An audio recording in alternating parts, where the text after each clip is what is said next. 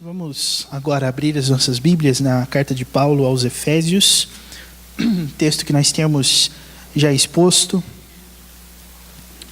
há algum tempo, de maneira sistemática, de maneira também sequencial, para que nós possamos nessa série não só compreender a mensagem desse livro, como também podermos ter uma visão mais ampla de tantas ações e de tantas situações que compreendem a nossa vida e assim podem também ser não só melhor entendidas, como também vivenciadas como o Senhor assim nos deseja. Efésios capítulo 5, nós estamos no versículo 22 ao versículo 33, texto que já foi lido e introduzido na semana passada, e hoje eu espero poder dar aqui mais alguns passos rumo à exposição desse texto. Efésios capítulo 5, versículos de 22 a 33. Diz assim a palavra do Senhor: As mulheres sejam submissas ao seu próprio marido, como ao Senhor. Porque o marido é o cabeça da mulher, como também Cristo é o cabeça da igreja, sendo este mesmo o Salvador do corpo. Como, porém, a igreja está sujeita a Cristo, assim também as mulheres sejam em tudo submissas ao seu marido. Maridos, amai vossa mulher, como também Cristo amou a igreja, e a si mesmo se entregou por ela, para que a santificasse, tendo-a purificado por meio da lavagem de água pela palavra, para apresentar a si mesmo a igreja gloriosa, sem mácula, nem ruga e nem coisa semelhante, porém santa e sem defeito. Assim também os maridos devem amar a sua mulher como ao próprio corpo. Quem ama a esposa, a si mesmo se ama. Porque ninguém jamais odiou a própria carne. Antes, a alimenta e dela cuida, como também Cristo o faz com a igreja, porque somos membros do seu corpo. Eis porque deixará o homem a seu pai e a sua mãe, e se unirá à sua mulher, e se tornarão os dois uma só carne. Grande é esse mistério, mas eu me refiro a Cristo e à igreja. Não obstante, vós, cada um de per si, também ame a própria esposa como a si mesmo, e a esposa respeite ao marido. Foco no versículo 32, meus irmãos. Grande é este mistério, mas eu me refiro a Cristo e à igreja. Muito bem.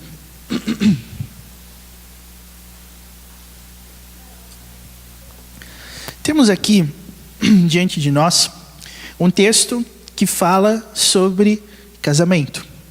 E existem alguns preconceitos sobre esse assunto que moldam a nossa visão, porque quando nós estamos falando sobre um tema que já faz parte da nossa vida há bastante tempo, é como se nós encarássemos que nós já não temos mais nada a aprender sobre isso.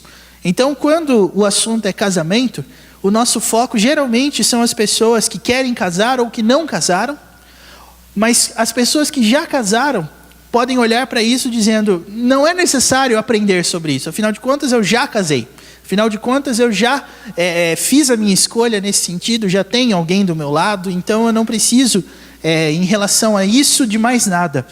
Mas o que nós tentamos na semana passada, ao lermos esse texto, foi mostrar para você duas coisas pelo menos, que primeiro, a questão do casamento não é o assunto de Efésios, mas o casamento aqui é um subponto. Nós não temos o apóstolo Paulo falando sobre esse tema de uma maneira em que toda a carta gira em torno dele. Mas a resposta que nós damos em relação a esse texto é justamente porque o casamento é uma das formas de demonstração de ser cheio do Espírito Santo. O casamento é algo que ilustra a sujeição que nós devemos ter uns aos outros no temor de Cristo, conforme está escrito no versículo 21.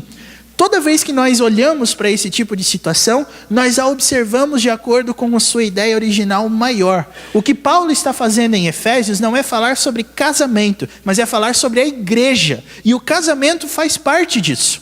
O casamento é uma das coisas que, segundo a Bíblia, mais mostra a maneira de Cristo agir em relação à igreja. Portanto, o que nós temos aqui não é uma ideia cristã sobre o casamento, mas é uma definição de casamento. Nós falamos na semana passada que a própria ideia do casamento não é um construto social, não é uma coisa que surgiu na sociedade, no âmbito das relações humanas, mas é algo que foi criado por Deus. Portanto, para ser casamento, é necessário muito mais do que simplesmente homem e mulher. É interessante focar nesse ponto porque devido às discussões relacionadas à natureza de gênero e toda essa discussão que tem movido os debates no círculo acadêmico e também no círculo teológico, nós temos que frisar isso para que nós não tenhamos a ideia de que um casamento aprovado por Deus é apenas aquele casamento onde há um homem e onde há uma mulher. Porque se nós entendermos, como o próprio texto está afirmando, que Cristo pode ser visto no casamento, porque o casamento é a união assim como é a união do marido e da mulher, também é a união de Cristo com a igreja. Então, como que nós resolvemos essa questão se o casal em questão não é temente a Deus? O casamento deles é um casamento que também mostra a união de Cristo com a igreja. E aí nós podemos perceber que para que uma relação entre homem e mulher seja chamada de casamento, nós não podemos excluir o aspecto teológico. Nós não podemos excluir o aspecto de Cristo. Porque se dois irmãos em Cristo não estão casando, eles não podem de forma alguma mostrar a união de Cristo com a igreja. Por isso, para ser casamento, nós temos vários requisitos aqui. E a ideia de Paulo usar o casamento também não é uma coisa aleatória dentro da carta. Você pode ver que existem 3 tipos de relação entre nós, seres humanos, que estão descritas aqui, a partir do versículo 22. O trecho mais longo é o dedicado ao casamento, 22 a 33. Mas logo em seguida vem filhos e pais, e depois servos e senhores. Essas 3 formas de relacionamento humano devem caracterizar uma vida cheia do Espírito Santo. Então, o casamento entra nessa discussão como uma forma de demonstrar a união de Cristo com a igreja. O casamento não é uma área da vida a ser transformada pelo Senhor, mas o casamento é uma área da vida que mostra a santidade de Deus, assim como toda a vida do Filho de Deus o faz. Essa é a primeira coisa que nós dissemos com os devidos argumentos na semana passada. A segunda coisa é exatamente o foco do texto. O versículo 32 que nós lemos na semana passada e nessa semana, como aquilo que norteia a nossa exposição, é que Paulo está falando de um mistério. E esse mistério é grandioso. Agora, o conceito da palavra mistério não é um enigma, mas é uma revelação da parte de Deus. Por isso que ele está dizendo aqui, grande é este mistério. Mas eu me refiro a Cristo e à igreja. A qual mistério ele está se referindo? Ora, ao maior dos mistérios que envolve a Bíblia e a pessoa de Deus. Eu quero começar por isso hoje. De que mistério Paulo está falando? Repare que o versículo 32 se sucede por uma ordem lógica ao 31. E no 31, o que é que está sendo abordado? Você vê aí que Paulo diz no versículo 31. Veja, é por isso que deixará o homem a seu pai e sua mãe, e se unirá à sua mulher, e se tornarão os dois uma só carne. É por isso. O versículo 32 está explicando o porquê de um homem ter que deixar os seus pais, e se unir a uma mulher, e se tornar um só corpo com ela. Veja, a palavra eis que está contida aí no versículo 31, tem exatamente esse conceito. Enxergue, contemple, veja, enxergue o que está acontecendo. E o que está acontecendo? Para Paulo, o fato de homem e mulher se tornarem uma só carne no casamento envolve o maior de todos os mistérios, como eu já disse, que está presente na palavra de Deus, que é a pessoa do próprio Deus. Nós aprendemos desde pequenos, o nosso Deus é triuno. Um Deus, 3 pessoas. Um Deus em 3 pessoas. As 3 pessoas não são 3 deuses, mas são um Deus, muito embora sejam 3 pessoas diferentes. Na matemática da Bíblia, 1 mais 1 mais 1, 1. E esse mistério, meus irmãos, é um mistério glorioso, por quê? Porque a Trindade é o maior exemplo de harmonia, de sujeição e de uma hierarquia que corresponde a um plano a ser executado. Com Deus, na pessoa do próprio Deus, nós aprendemos a moldar as nossas relações. Por quê? Porque você vai perceber, a relação do casamento são duas pessoas que se tornam uma. A igreja é uma multidão de pessoas que se torna um só corpo, um só espírito, um só batismo. Como aqui no capítulo 4, você vai perceber Paulo insistindo. Veja aí, capítulo 4, versículo 4. Há somente um corpo e um espírito, como também fosse chamados numa só esperança da vossa vocação. Unidade é o grande mistério. A questão não é com quem você vai casar, a questão não é casar com uma mulher ou com um homem, no sentido de sexo oposto, mas a questão aqui é unidade. Todas as coisas na palavra de Deus convergem para um mesmo fim: manifestar Cristo.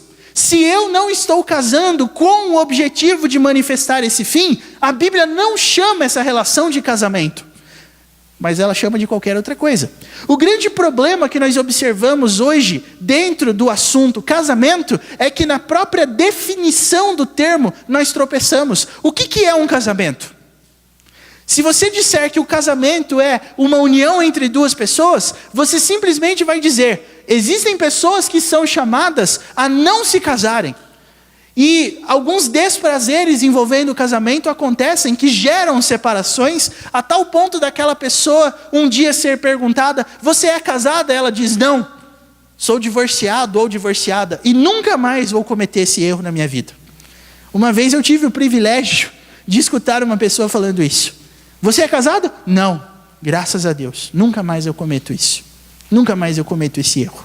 Se você e eu falharmos em relação à própria definição de um casamento, é exatamente por aí que as crises vão começar a ficar maiores.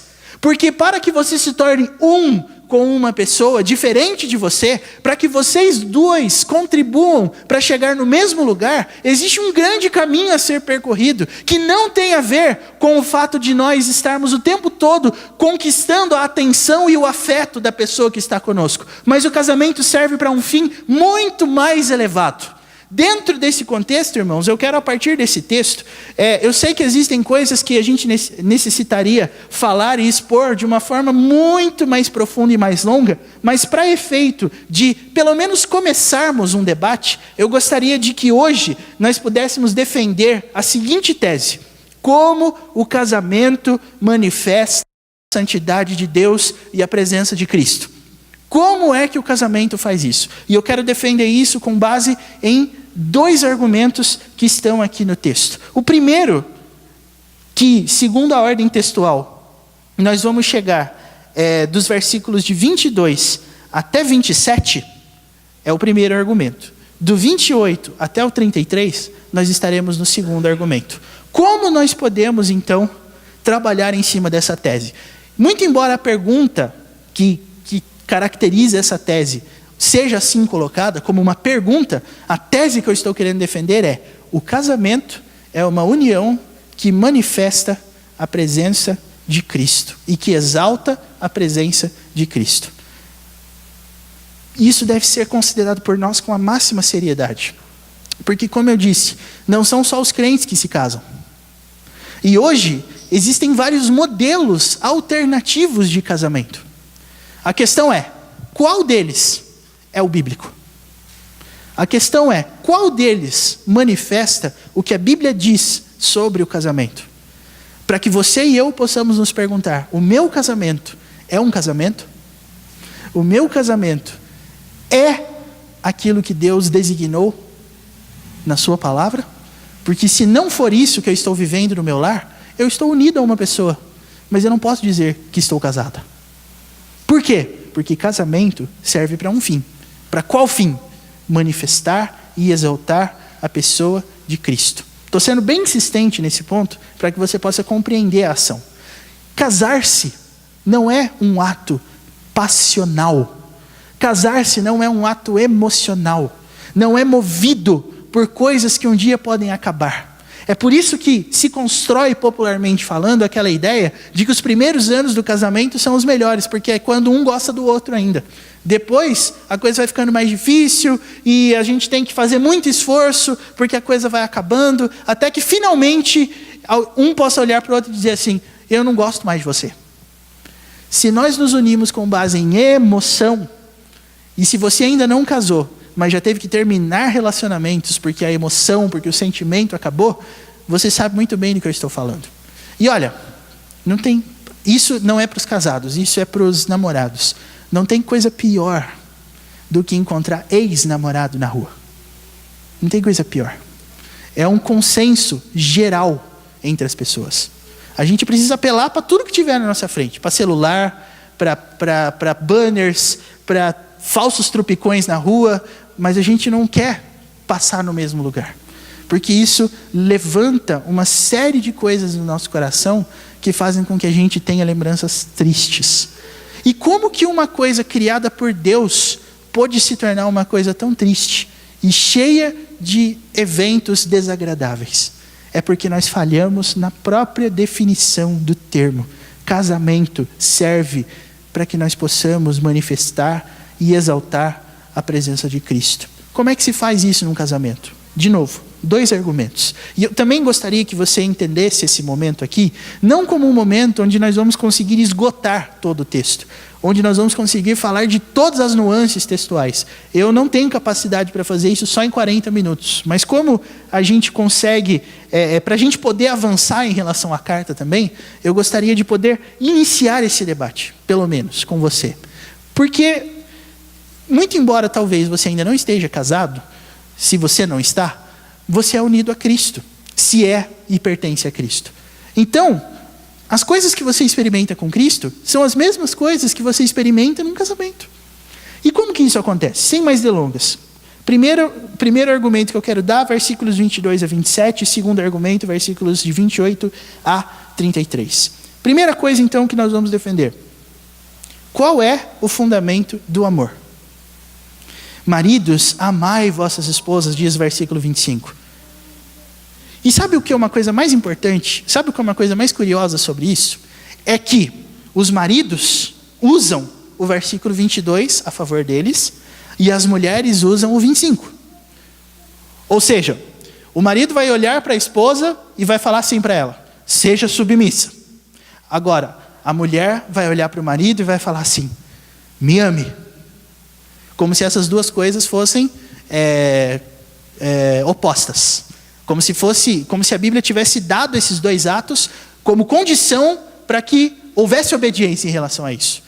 E nós precisamos defender isso, meus irmãos, e explicar isso. Por quê? Porque o pecado que habita no nosso coração fez com que nós definíssemos submissão e definíssemos amor de um jeito diferente ao jeito da Bíblia. Lendo assim, bem por cima, as primeiras páginas de um livro chamado Amados por Deus, de um pastor presbiteriano R.C. Sproul, ele disse assim: dizer que Deus é amor é como se você tivesse uma equação matemática. Se você disser 2 mais 2 igual a 4, você está falando de uma verdade. E se você inverter os 2 lados da equação, colocando o 4 para cá e o 2 mais 2 para cá, você ainda continua falando a verdade, porque 2 mais 2 é 4. 4 é 2 mais 2. Tá certo, né, gente? Tá, né?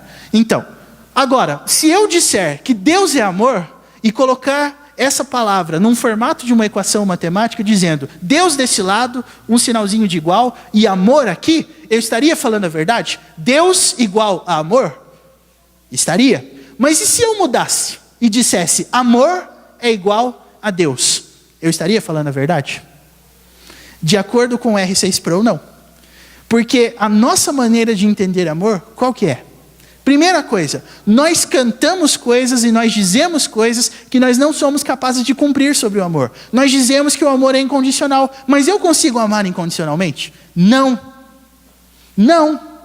Eu não consigo demonstrar amor a pessoas que não justificam esse amor que eu sinto de alguma forma.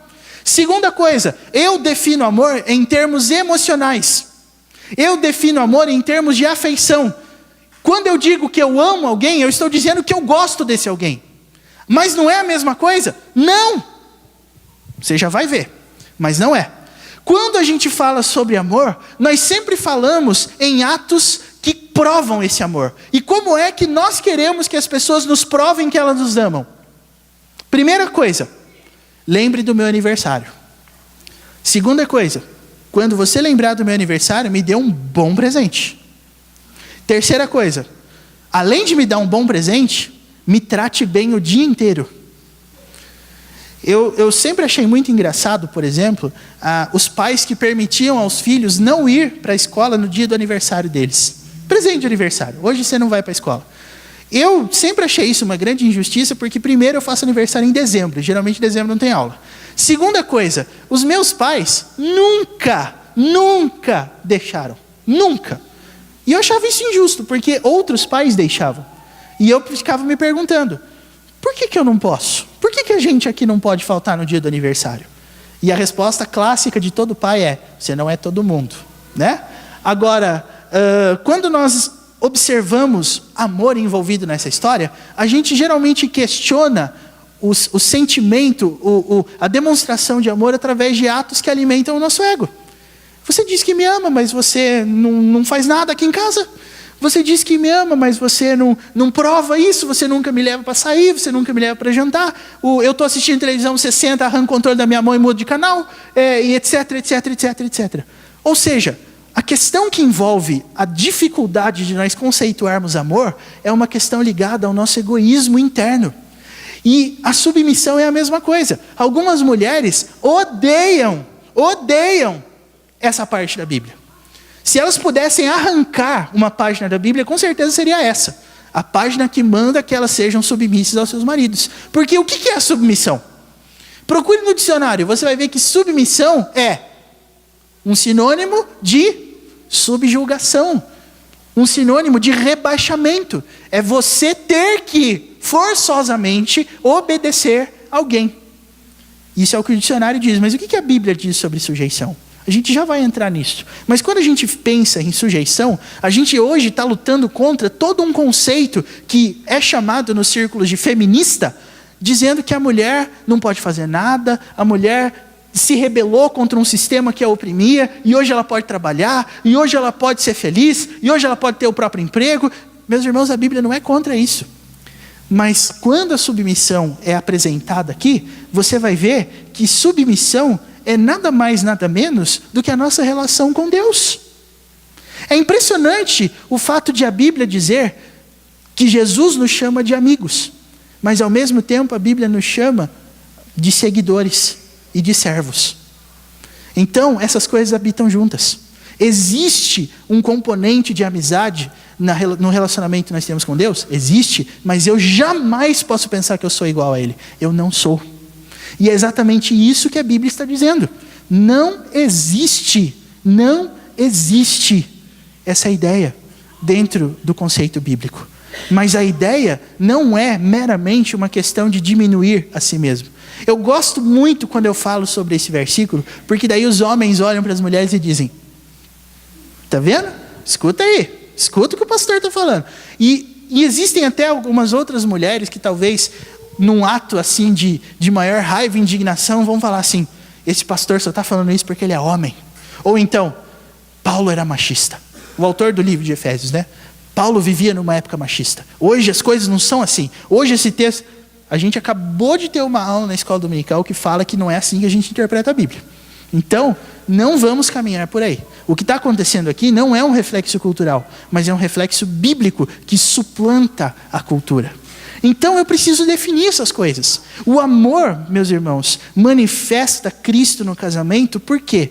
Porque amor é definido de uma forma diferente. Mas antes ainda de falar dessa forma diferente, eu estou tentando correr aqui para dar tempo de falar tudo.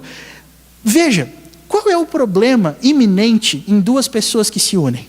O problema iminente em duas pessoas que se unem é o que está escrito no capítulo 2, versículo 3. O problema é que nós temos duas pessoas que foram convertidas por Deus, em tese, mas ainda lutam contra o pecado que existe dentro delas. E o que o pecado faz? Veja o que diz aí. Versículo 3 do capítulo 2. Entre os quais, ou seja, entre os filhos da desobediência, né? também todos nós andamos outrora. E o que faz um filho da desobediência? O versículo 3 diz: segundo as inclinações da nossa carne, fazendo a vontade da carne e dos pensamentos, e nós éramos por natureza filhos da ira, como também os demais. Nós não podemos perder de vista que nós estamos unidos a uma pessoa que ainda não foi aperfeiçoada, ainda não vive a plenitude da santidade, assim como eu também não vivo. Todas as coisas que eu interpreto no casamento de forma a me beneficiar são coisas que estão diretamente relacionadas a essa tendência ao egoísmo e a nossa própria ideia e conceito sobre as coisas. E casamento serve para que o amor destrua essas coisas. Qual é a prova de amor de Cristo pela igreja? Cristo amou a igreja, é uma tese textual. E como nós sabemos disso? Versículo 26, para que a santificasse, tendo-a purificado por meio da lavagem de água pela palavra, para apresentar a si mesmo uma igreja gloriosa, sem mácula, nem ruga, nem coisa semelhante, porém santa e sem defeito. Cristo nos amou e se entregou por nós para transformar a nossa vida e os nossos pensamentos.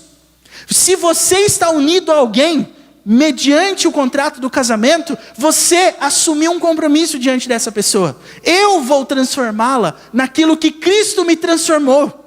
Eu não vou deixar ela esquecer que ela precisa ser aperfeiçoada, como eu também preciso. E para que haja esse aperfeiçoamento, é necessário existir a forma de hierarquia que Deus criou. Como Cristo é o cabeça da igreja, o marido é o cabeça da mulher. E sabe o que isso quer dizer? Quer dizer que a sua responsabilidade, homem, não é o pão de cada dia, não é o leite das crianças, mas é a promoção da fé dentro do seu lar. E se você me disser, mas se eu não trabalhar, de onde nós vamos tirar dinheiro para comer? A resposta que nós damos é a resposta do Salmo 127, o qual eu gostaria de tentar citar aqui para você. Se o Senhor não edificar a casa, em vão trabalham os que a edificam. Se o Senhor não guardar a cidade, em vão vigia a sentinela. E aí vem o versículo 2. Inútil vos será repousar tarde e acordar cedo, e comer o pão que penosamente granjeastes, porque aos seus amados ele dá enquanto dormem. Você crê nisso? Porque se você crê nisso, você sabe que você, homem, não é o provedor do lar. Você é o sacerdote do seu lar. A fé que é promovida no seu lar é sua responsabilidade. Porque ser homem na presença de Deus é ser um crente, é ser um filho de Deus, é querer santidade. A masculinidade está ligada à maturidade cristã dentro da Bíblia. É uma tese que nós encontramos durante toda a carta aos Efésios. Olha o que diz, por exemplo, Efésios 4:14. Para que não mais sejamos como meninos, agitados de um lado para outro, levados ao redor por todo o vento de doutrina. E o versículo 13 vai falar assim: até que todos cheguemos à unidade da fé e do pleno conhecimento do Filho de Deus, a perfeita varonilidade. Ou seja, ao estado de homem maduro. E eu quero defender com você aqui uma tese da qual nós já falamos, que é uma subtese relacionada a esse ponto. Está faltando homem. Está faltando homem. Os nossos homens, os nossos meninos, não são criados para serem homens. Os nossos homens, varões, nos quais existe todas as características biológicas do homem, não são criados para serem homens. Porque não há capacidade ou interesse de transformar o lar numa coisa que você tem responsabilidade, não por aquilo que entra ou por aquilo que sai, mas por aquilo que transforma todos os dias. O que Paulo está defendendo é que o amor de Cristo pela igreja é manifestado no casamento, porque o propósito das duas coisas é a mesma coisa: santificação dos dois. Ninguém que não crê no Senhor pode experimentar verdadeiramente do que é um casamento. E a família é peça-chave dentro do plano de Deus para promover a santidade do seu nome. Hoje as famílias existem, continuam existindo, mas não existe esse propósito. Quando nós pensamos em filhos, nós pensamos em creche, nós pensamos em escola, nós pensamos em roupa, nós pensamos em berço, nós pensamos em carinho, mas nós não pensamos em fé. Nós não pensamos que a partir do momento em que nós somos chamados ao hospital, para que nós possamos ver os nossos filhos, os nossos descendentes, está nascendo naquele momento um pequeno escravo do pecado, que precisa se converter na presença de Deus. Quando nós pensamos em filhos, nós estamos pensando na garantia do que eles precisam para viver. E nós pensamos, quando pensamos nisso, na escola, no pão de cada dia, no leite, mas não na fé. E sabe o que isso causa? Isso causa o fato de que quando o seu filho chegar na idade de ter um lar e de transmitir os conceitos que ele aprendeu, ele também será uma pessoa que vai ensinar as outras de que a coisa mais importante no mundo é ter o que comer, é ter o que beber. E por que eu citei o Salmo 127 com você? Porque depois do versículo 2, o versículo 3 muda de assunto. Eu não sei se você lembra, mas o versículo 3 vai falar assim: herança do Senhor são os filhos, o fruto do ventre, o vosso galardão. Por que no Salmo 127 essas coisas estão ligadas? O fato de você entender que Deus é o provedor do lar faz com que você veja os seus filhos de uma forma diferente. Eles serão flechas na mão do guerreiro, como diz o versículo 4, quando eles forem a sua resposta a todas as tendências e ideologias que existem nesse mundo. Nós não aprendemos a criar filhos lendo manuais ou ouvindo psicólogo. Nós aprendemos a criar os nossos filhos na Bíblia, na palavra de Deus. Nós queremos que eles cresçam e sejam homens, e sejam mulheres.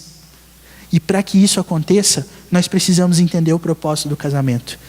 O casamento mostra a união de Cristo com a igreja, porque assim como Cristo se entregou pela igreja e a amou para que a santificasse, olha o que diz o versículo 28. Assim também os maridos devem amar sua mulher. Assim também. Para promover nela santidade, sem defeito e sem mácula. Se você ama a sua esposa, e é uma ordem, e o fato de ser uma ordem mostra que não tem nada a ver com sentimento, porque ninguém manda nos meus sentimentos, ninguém pode me forçar a sentir uma coisa que eu não quero.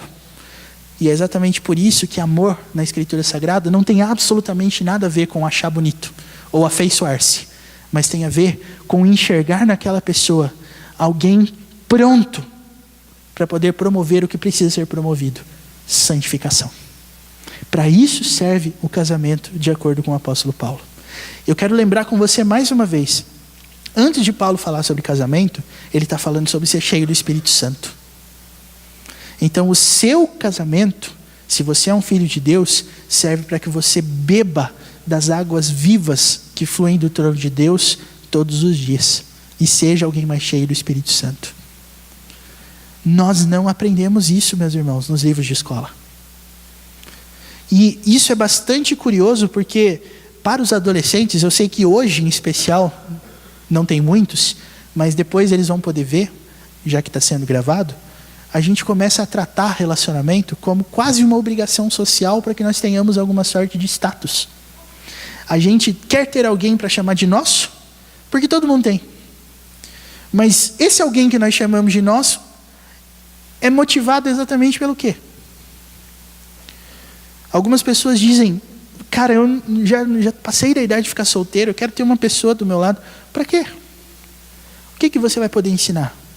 Você vai poder olhar para ela como Cristo amou a igreja e olhou para a igreja? Amor não tem a ver com o que você pode fazer, mas amor tem a ver com o que Cristo fez. E sabe o que Cristo fez? Ele promoveu santidade. É para isso que serve casamento. A igreja é o reflexo do amor de Cristo, porque a igreja está sendo santificada. Assim deve ser a esposa no convívio com seu marido e vice-versa. Meus irmãos, a igreja manifesta e exalta Cristo por causa do amor. E o que é o amor?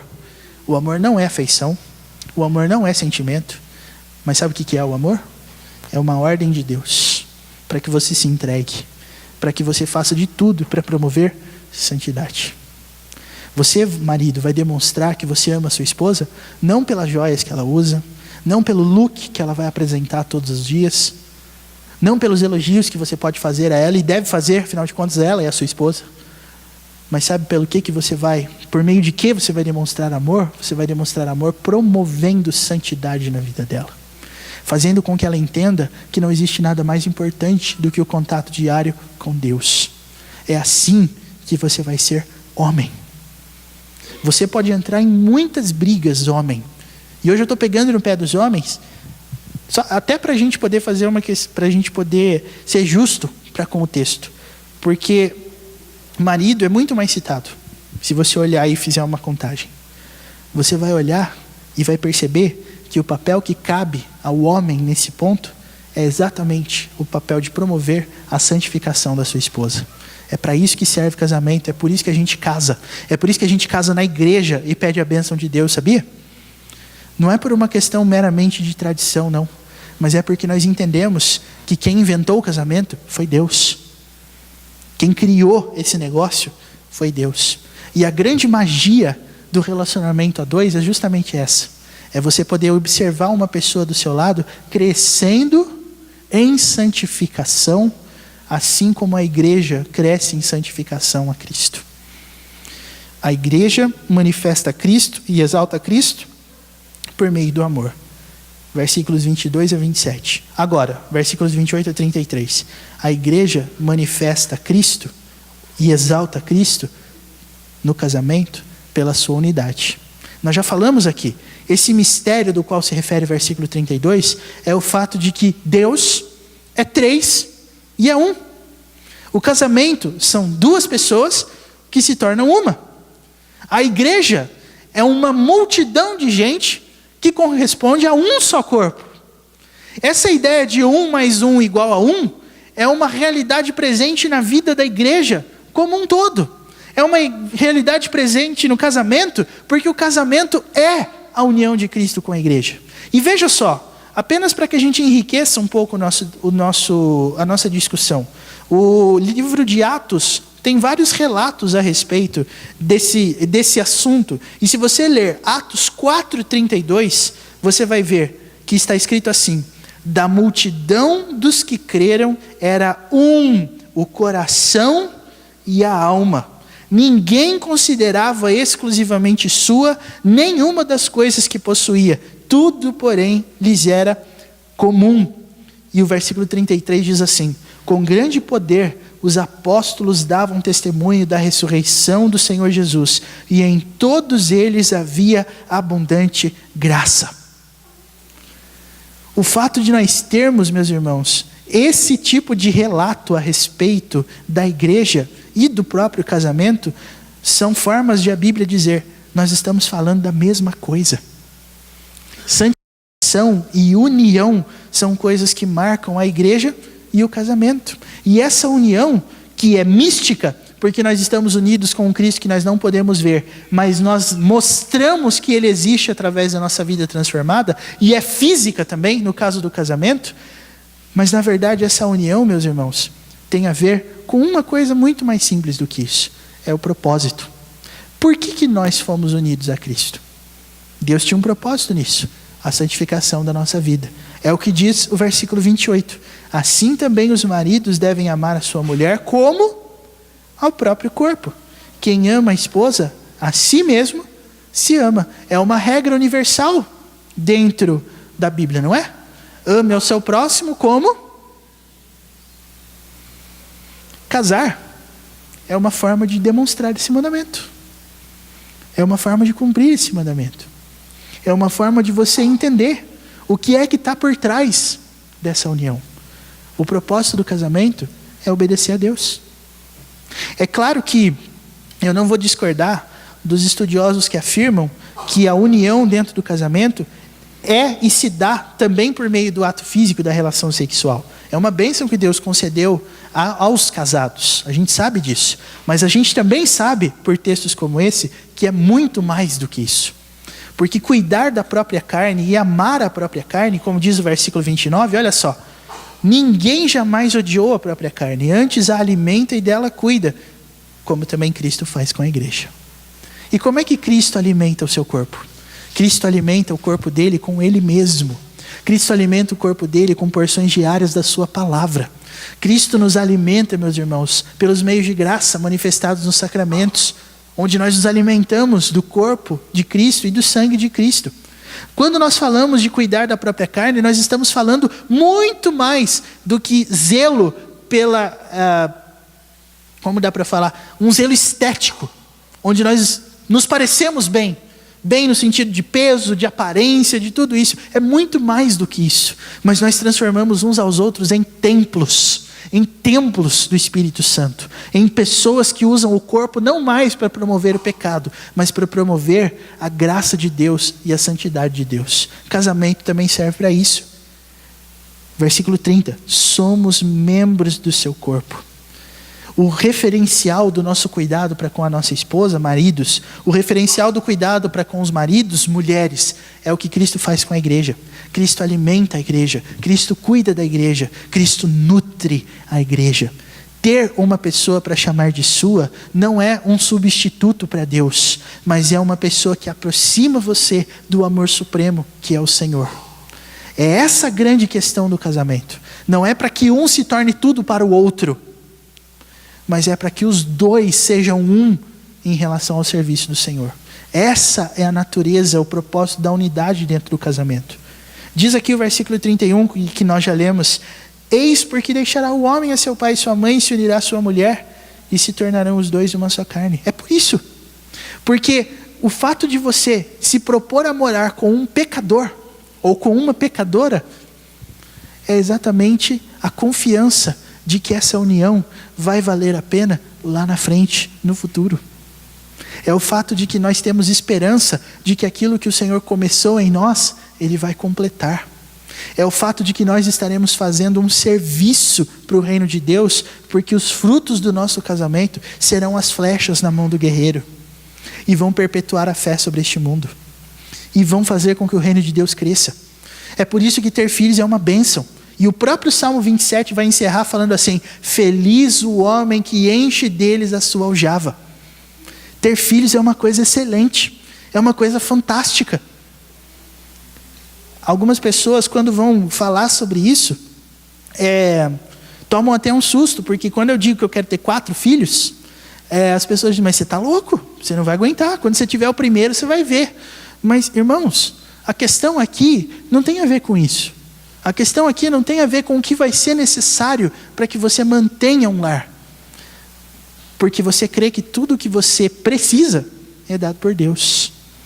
Então o que cabe a você é transmitir os princípios da fé nos corações que estão criando raízes dentro do seu lar. Como é que a Bíblia pode mentir quando ela diz: feliz o homem que enche deles a sua aljava? Ter filhos é bom, é maravilhoso. Nós nos sentimos felizes, sabe por quê? Não é porque as crianças, quando elas vão crescendo, elas vão tendo determinadas lógicas que vão fazendo a gente dar risada. Não tem a ver com isso, mas tem a ver com o fato de que não tem coisa melhor do que você observar um pequeno que está crescendo junto com você a amar o Deus que você ama por sua causa.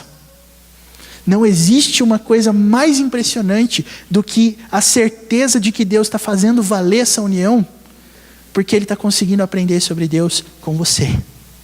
Porque você está ensinando. Porque você é a pessoa usada por Deus para transmitir fé naquele coração. Ele nasceu a partir da sua união. Então você é a pessoa responsável por transmitir a Ele fé, esperança em Deus. Os seus primeiros discípulos, porque o Senhor Jesus nos mandou fazer discípulos, são os seus filhos. Eles é que são as pessoas que você deve ensinar em primeiro lugar. Porque feliz é o homem que enche deles a sua aljava. E é exatamente por isso, meus irmãos, que Paulo está falando de um mistério grande.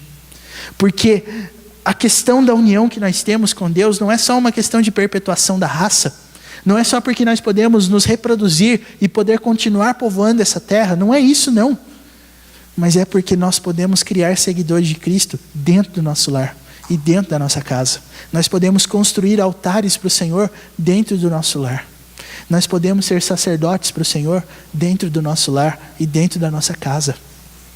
Nós ensinamos os outros como é que fazem isso, mas nós também ensinamos os nossos. Sabe como é que você vai fazer o seu filho feliz? Quando ele na sua mão for uma flecha. E existem muitas coisas que me levaram um dia a pensar, por que a palavra de Deus compara filho a uma flecha? E não, por exemplo, a uma espada, a um machado, ou qualquer outra coisa que a gente também pode usar na guerra. Mas o que tem a ver ser flecha? Muitas teorias, a gente ouve por aí, dizem que é flecha porque flecha você lança e só vai para um lugar, não tem como ir para outro lugar. Flecha não tem como você reaproveitar, é uma vez só. Existem muitas teorias, mas na minha opinião, a questão não é o fato de ser flecha, mas é o fato de ser uma arma na nossa mão. Porque, irmãos, sabe qual é a grande dificuldade que nós observamos hoje em relação à própria criação de filhos? Vai chegar um momento em que os filhos não vão mais ouvir os pais. Vai chegar um momento em que o filho vai procurar uma outra pessoa, um outro familiar, um outro líder da igreja, porque aquilo que os pais falam para ele não tem sentido. Não escuta. E quem lida com o ministério de adolescentes sabe muito bem o que é isso. É incontável o número de pais que chegam para a gente e falam, é melhor você falar, porque a gente falando, ele não escuta mais.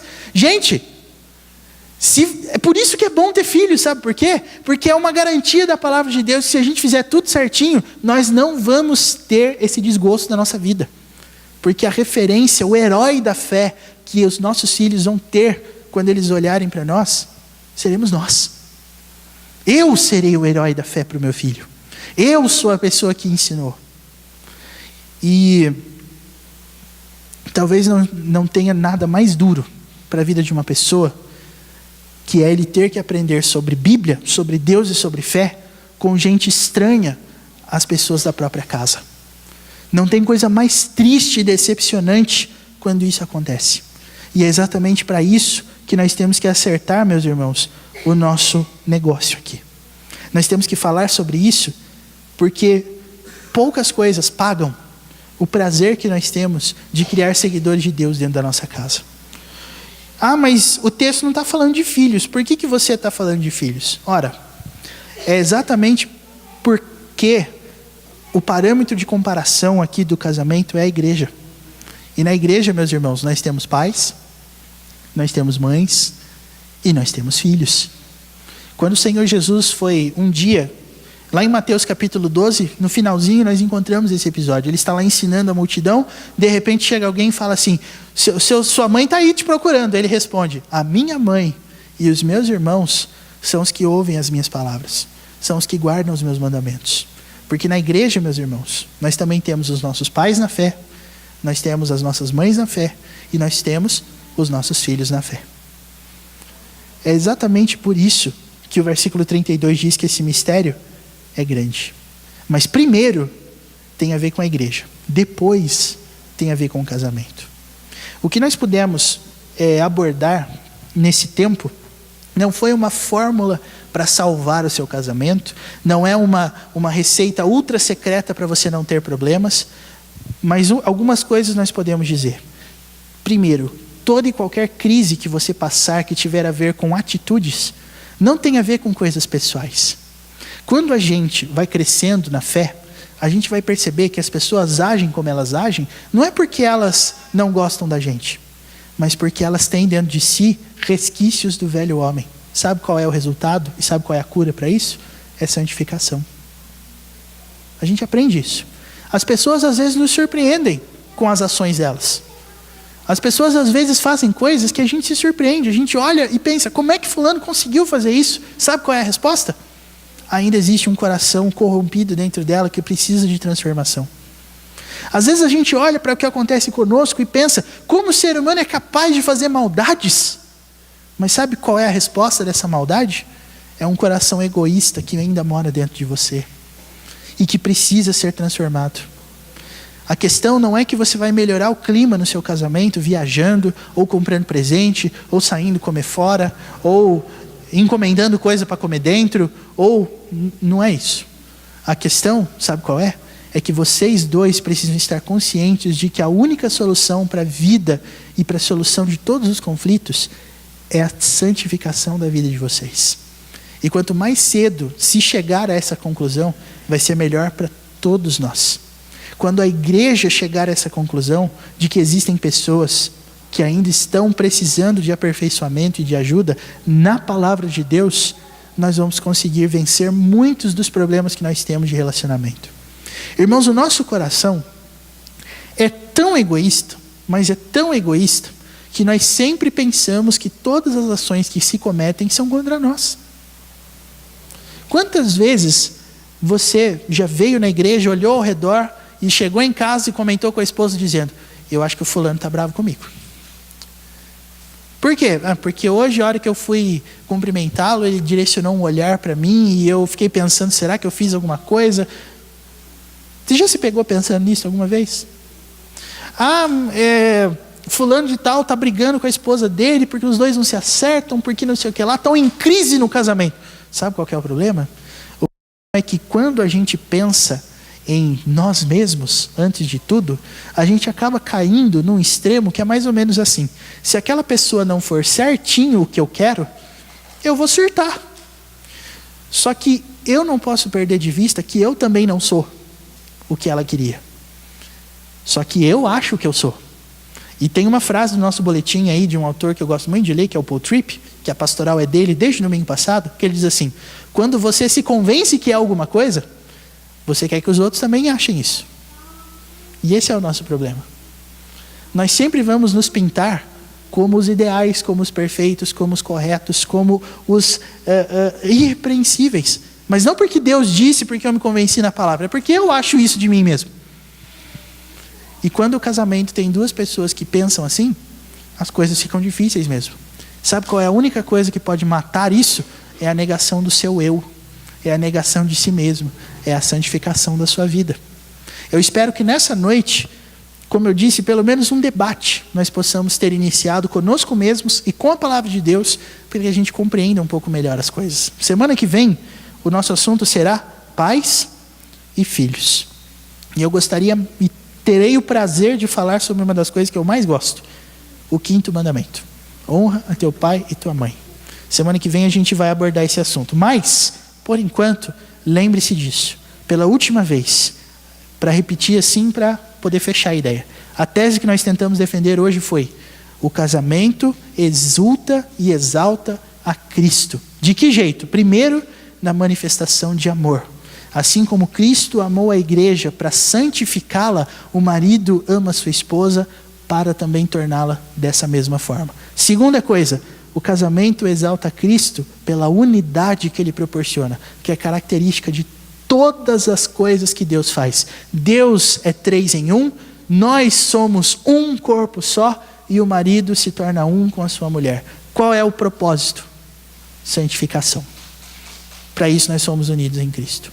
E é exatamente em relação a isso que nós vamos orar nesse momento, irmãos. Versículo 33. Não obstante vós, cada um de per si também ame a própria esposa como a si mesmo, e a esposa respeite ao marido. Veja, no mesmo versículo, a ordem relacionada a cada uma das pessoas. Por quê?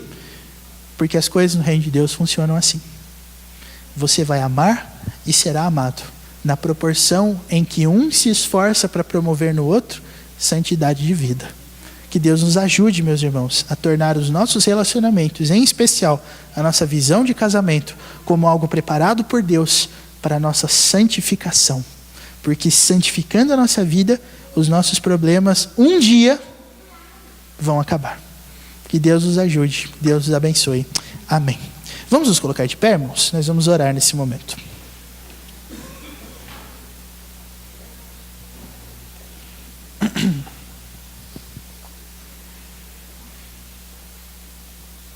Senhor Deus, nós humildemente confessamos a nossa insuficiência e a total suficiência de Cristo, o nosso Salvador.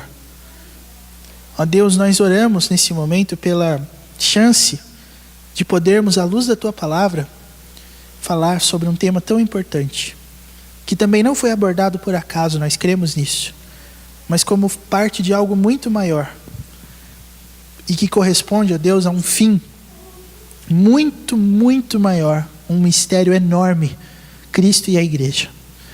Ó Pai, que a maneira com a qual eu me relaciono com o meu esposo, com a minha esposa, seja uma forma, Deus, de mostrar ao mundo a forma pela qual tu te relacionas com a tua igreja. Ó Deus, que a nossa família seja uma família firmada no Senhor e nos mandamentos do Senhor.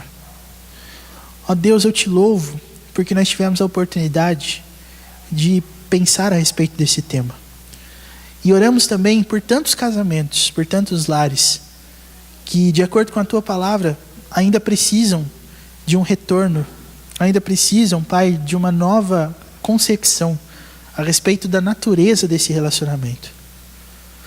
Ó Pai, nós pedimos a Ti misericórdia, se em algum momento nós pensamos diferente da Tua palavra, e que ela mesma possa corrigir os nossos passos e nos ensinar aquilo que vem do Senhor, para que nós também possamos viver de acordo com o Senhor, para que nós possamos viver de acordo com a glória ao Teu nome. Eu te peço, Pai, em nome de Jesus, que haja no nosso coração disposição para vivenciarmos esse amor que visa a santificação, esse amor que não visa os próprios interesses, mas visa, ó Deus, purificação da nossa alma. Nos ajuda, Pai, nós maridos, a convencer as nossas esposas de que nós as amamos, não por aquilo que nós podemos proporcionar a elas, mas pelo zelo que nós temos em relação à santidade de vida delas. Ó Deus, ajuda as esposas a cumprirem o mandamento da Tua palavra em relação a elas, para que elas também demonstrem, com tudo aquilo que é próprio delas, a submissão da Tua igreja a Cristo Jesus, o Teu Filho amado, o cabeça da igreja. Nós oramos, Pai, para que nós tenhamos consciência de que estamos lidando com algo muito grande, de que estamos lidando com algo de importâncias eternas, de que estamos, ó Deus, diante da mais sublime união que existe, a união de Cristo com a Tua igreja. Que nós possamos, Pai, nos convencer de que esta união é a chave para a correta compreensão de todos os nossos relacionamentos. Tudo isso nós queremos Te pedir, Pai, em nome de Jesus. E agora, meus irmãos?